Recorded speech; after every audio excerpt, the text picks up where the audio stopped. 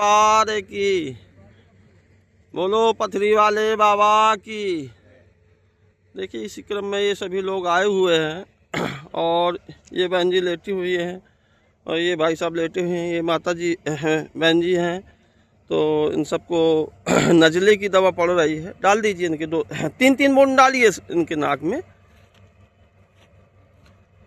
ये नजले की दवा है, 3 बूंद नाक में डाली जाती है।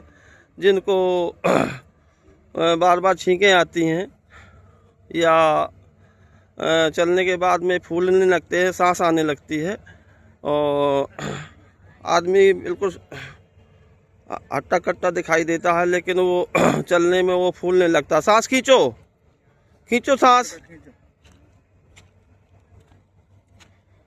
अभी आप 5 मिनट लेटे रहना है आपको, दोनों लोगों को।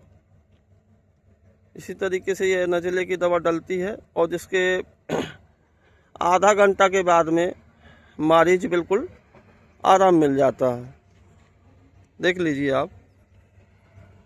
और अभी सुबह का वक्त है, दरबार की शुरुआत है अभी।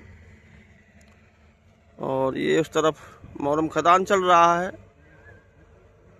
ट्रक मशीनें चल रही हैं। ये देख लीजिए, ये मशीनें चल रही हैं उस तरफ। और ये यहाँ से ट्रक लोड होके मोरम के कानपुर, लखनऊ, सीतापुर, बाराबंकी, बहराइच हर जगह के लिए यहाँ से मोरम जाती है। और ये माँ वेदवंती हैं, वेदवंती नदी।